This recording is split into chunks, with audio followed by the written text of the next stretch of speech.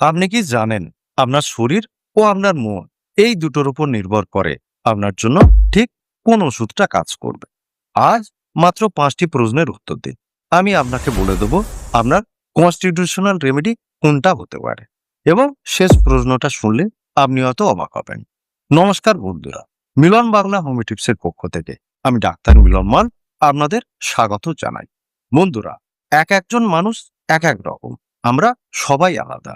কেউ রেগে গেলে জিনিসপত্র ভাঙচুর করে, আবার কেউ রেগে গেলে চুপ হয়ে যায়। কেউ সামান্য গরমে অস্থির হয়ে পড়ে, আবার কেউ খুব শীতকাতর হয়। কেউ মিষ্টি খেতে ভালোবাসে, আবার কেউ ঝাল খেতে ভালোবাসে। আপনার শরীর, আপনার মন, আপনার স্বভাব সব মিলিয়ে একটা ইউনিক পিকচার তৈরি করে। হোমিওপ্যাথিতে একেই বলে কনস্টিটিউশন, এবং কনস্টিটিউশন অনুযায়ী যে ওষুধ দেয়া হয় তাকে বলে কনস্টিটিউশনাল রেমেডি। আজকের ভিডিওতে আমি আপনাকে 5টি প্রশ্ন করব। প্রতিটি প্রশ্ন ডিজাইন করা হয়েছে আপনার মেন্টাল, ফিজিক্যাল ও ইমোশনাল প্যাটার্ন বোঝার জন্য। এবং ভিডিওর শেষে আমি আপনাকে বলে দেব আপনার জন্য কোন কনস্টিটিউশনাল রেমেডি উপযোগী হবে।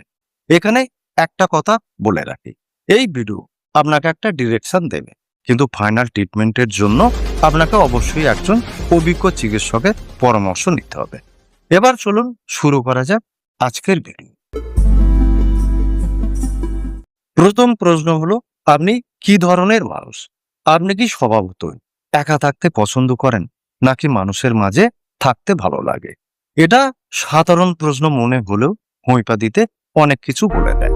আচ্ছা ভাবুন তো, যখন আপনি অসুস্থ থাকেন তখন আপনি কি চান? কেউ পাশে থাকুক, নাকি একা থাকলে বেশি ভালো লাগে? অথবা যখন কোনো সমস্যা হয় সেটা নিজে নিজে হ্যান্ডেল করেন, নাকি কারো সাথে শেয়ার করেন? হোমিওপ্যাথি ফিলোসফি অনুযায়ী যারা ইন্ট্রোভার্ট হয় তাদের মধ্যে নেট্টামিউর, ইগনেশিয়া বা সিভিয়ার টাইপ দেখা যায়। অন্যদিকে যারা সোশ্যাল, মানুষের সাথে মিশতে ভালোবাসেন, কথা বলতে পছন্দ করেন, সহজে বন্ধুত্ব করেন, তাদের মধ্যে ফসফরাস, সালফার বা ল্যাগিসিসের প্যাটার্ন দেখা যায়। এখন নিজেকে প্রশ্ন করুন, আপনি কোন দলে, ইন্ট্রোভার্ট নাকি এক্সট্রোভার্ট? তবে শুধু এটা দিয়েই হবে না, কারণ পরের প্রশ্নটা আপনার শরীর সম্পর্কে। এই দুটো প্রশ্নের উত্তর যখন মিলবে তখন পিকচার পরিষ্কার হতে শুরু করবে। এবার চলুন দ্বিতীয় প্রশ্নতে। এই প্রশ্নটা আপনি হয়তো আশা করেননি। 2 নম্বর প্রশ্ন হলো, আপনার শরীর কি গরমে কষ্ট পায় নাকি ঠান্ডায়? একটু সহজ করে বলি, গ্রীষ্মকালে আপনি একদম অস্থির হয়ে পড়েন, ঘাম বেশি হয়, গরম একদম সহ্য হয় না, নাকি শীতকালে বেশি কষ্ট পান, অল্প শীতে কাতর হয়ে পড়েন? ঠান্ডা লাগলেই অসুখ হয়, সব সময় গরম চাদরে মুড়ে থাকতে চান? হোমিওপ্যাথিতে একে বলে থার্মাল রিয়াকশন, এবং কনস্টিটিউশনাল রেমেডি নির্ধারণে এটা একটা বড় ক্লু। যারা গরম সহ্য করতে পারেন না, গরমে বেশি অসুস্থ হন, গরম খাবার পছন্দ করেন না, ফ্যান বা এসি ছাড়া ঘুমোতে পারেন না, তাদের মধ্যে সালফার, পাসডিলা বা ল্যাকেসিসের প্যাটার্ন দেখা যায়। আবার যারা ঠান্ডায় বেশি কষ্ট পান, সব সময় গায়ে কাপড় ঢাকা দিয়ে রাখতে চান, গরম খাবার পছন্দ করেন, ঠান্ডা লাগলেই অসুস্থ হয়ে পড়েন, তাদের মধ্যে আর্সেনিক, নাকশমিকা বা সাইলেসিয়ার প্যাটার্ন দেখা যায়। এখন আপনি হয়তো ভাবছেন, আমার তো দুটোতেই কষ্ট হয়। হ্যাঁ, এমনও হতে পারে। সেক্ষেত্রে কোনটাতে বেশি সমস্যা হয় সেটা ভাবুন। এই দুটো প্রশ্নের পরেও পিকচার এখনো অসম্পূর্ণ, কারণ পরের প্রশ্নটা আপনার ভিতরের ভয় নিয়ে, এবং অনেকে এই প্রশ্নের উত্তর দিতে গিয়ে নিজেরাই অবাক হয়ে যায়। 3 নম্বর প্রশ্ন হলো, আপনি সবচেয়ে বেশি ভয় কিসে পান? এটা শুনতে অদ্ভুত লাগছে, তাই তো?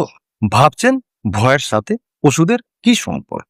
আসলে হোমিওপ্যাথি বলে আপনার ভয়, আপনার অ্যাংজাইটি, আপনার ইনসিকিউরিটি এগুলো সরাসরি আপনার ভাইটাল ফোর্সকে এফেক্ট করে, এবং কনস্টিটিউশনাল রেমেডি খুঁজতে এটা অত্যন্ত গুরুত্বপূর্ণ। চলুন কয়েকটা উদাহরণ দিয়ে আপনার সাথে মিলিয়ে দেখুন। যদি আপনার মধ্যে থাকে একা থাকার ভয়, বা অন্ধকারের ভয়, বা কোনো রোগের ভয়, তাহলে এই প্যাটার্নে ফসফরাস বা আর্সেনিক বেশি ফিট করে। ফসফরাস টাইপের মানুষেরা সহানুভূতিশীল হন, কিন্তু ভিতরে ইনসিকিউরিটি ফিল করে। আবার যদি আপনার মধ্যে থাকে ফেলিওরের ভয়, বা মানুষ কি ভাববে সেই ভয়, তাহলে সেই প্যাটার্নে লাইকোপোডিয়াম বা সাইলেসিয়া বেশি ফিট করে। এই ধরনের মানুষেরা বাইরে কনফিডেন্ট দেখালেও ভেতরে অনেক ডাউট থাকে। আবার যদি আপনার মধ্যে থাকে কিছু হারানোর ভয়, দুঃখ বা বিচ্ছেদের ভয়, সেক্ষেত্রে নেটটামিয়া বা ইগনেসিয়া ফিট করে। এবার আপনি ভাবুন আপনার মনে কোন ভয়টা সবচেয়ে বেশি আছে। বেশিরভাগ মানুষই এই প্রশ্নের উত্তর কাউকে বলেন না, কিন্তু এই উত্তরটাই আপনার ভেতরের আসল মানুষটার পরিচয় দেয় এবং হোমিওপ্যাথি ঠিক এই সত্যিকে ধরেই কাজ করে। তাহলে এখন পর্যন্ত আমরা কি জানলাম?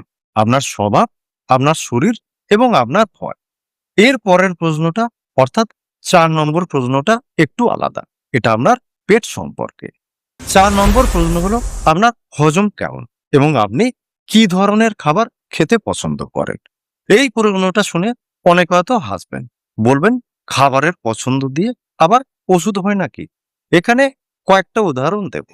যদি আপনি মাংস, ঝাল ও তেলে ভাজা খেতে পছন্দ করেন, তার সাথে যদি থাকে সকালে উঠতে কষ্ট, কাজে দেরি করা, মেজাজ খিটখিটে, তাহলে আপনার মধ্যে নাশভূমিকা প্যাটার্ন থাকতে পারে।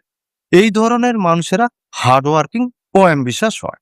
এরা টেনশন, অ্যাংজাইটি ও স্ট্রেসে এবং হজমের সমস্যায় ভোগেন। যদি আপনার দুধ ও চর্বিযুক্ত খাবারে সমস্যা হয়, গরম সহ্য না হয়, সহজে কাঁদেন, অন্যের দ্বারা সহজে প্রভাবিত হন, তাহলে আপনি পাঁচডিলা প্যাটার্নের রোগী। আবার যদি আপনার জল পিপাসা বেশি থাকে, ঘন ঘন জল খান, সহজে সর্দি কাশি হয়, ত্বক সেন্সিটিভ হয়, আপনি সহানুভূতিশীল হন, তাহলে ফসফরাস আপনার সাথে ফিট করবে। বন্ধুরা, 4টি প্রশ্ন হয়ে গেছে। এবার আপনি মনে মনে একটু ভাবুন এবং কমেন্টে লিখুন আপনি কোন টাইপের, ফসফরাস, নাশভূমিকা নাকি পাঁচডিলা। এই 4টি প্রশ্ন দেখে আপনি নিশ্চয়ই বুঝতে পেরেছেন প্রতিটি প্রশ্নে পিকচার ধীরে ধীরে স্পষ্ট হচ্ছে। এবার 5 নম্বর প্রশ্নটা করব। এই প্রশ্নটা শেষে রেখেছি কারণ এই প্রশ্নের উত্তর দিলে আপনার ভেতরে লুকিয়ে থাকা আসল মানুষটার পরিচয় আপনি পেয়ে যাবেন। 5 নম্বর প্রশ্ন হলো, যখন আপনি অসুস্থ থাকেন তখন আপনার মন কেমন থাকে? এই প্রশ্নটা অনেক চিকিৎসকই করেন না। যদি শরীর খারাপ হলে আপনি খুব রেগে থাকেন, বিরক্তি প্রকাশ করেন, লোকজন সহ্য করতে না পারেন, তাহলে সেটা নাশভূমিকা বা প্রাইনার প্যাটার্ন হতে পারে। যদি শরীর খারাপ হলে আপনি কান্নাকাটি করেন, সহানুভূতি চান, লোকজন পাশে থাকলে ভালো লাগে, সান্ত্বনা দিলে বা গায়ে মাথায় হাত বুলিয়ে দিলে ভালো লাগে, তাহলে পাঁচডিলা বা ফসফরাস আপনার সাথে মিলতে পারে। আবার যদি শরীর খারাপ হলে আপনি খুব ভয় পেয়ে যান বা মনে হয় খারাপ কিছু একটা ঘটবে, তাহলে এপোনাইট বা আর্সেনিক আপনার সাথে মিলতে পারে। এবার ভালো করে ভেবে দেখুন তো 5টি প্রশ্নের উত্তর যদি আপনি মনে মনে দিয়ে থাকেন, তাহলে কোন ওষুধটার নাম আপনার বারবার মনে আসছে। যেটা বারবার মনে আসছে সেটাই হয়তো আপনার জন্য কনস্টিটিউশনাল রেমেডি। আপনার কনস্টিটিউশনাল রেমেডির নাম এখনই কমেন্ট করে জানান, আমি অবশ্যই রিপ্লাই দেব। তবে একটা কথা মনে রাখবেন, এটা কোনো ফাইনাল ডায়াগনোসিস নয়, এটা শুধু একটা দিক নির্দেশনা। আপনি যখন একজন অভিজ্ঞ চিকিৎসকের কাছে যাবেন, তিনি আরো অনেক প্রশ্ন করবেন। বন্ধুরা, আজ এই পর্যন্ত। এই ভিডিওটা ভালো লাগলে একটা লাইক করবেন, অনেক অনেক শেয়ার করবেন, হাইপ করবেন, আর চ্যানেলে নতুন হলে চ্যানেলটা সাবস্ক্রাইব করে পাশে থাকা নোটিফিকেশন বেলটা অল করে দেবেন। আপনার মতামত কমেন্ট বক্সে অবশ্যই জানাবেন। ভালো থাকবেন, সুস্থ থাকবেন, নমস্কার।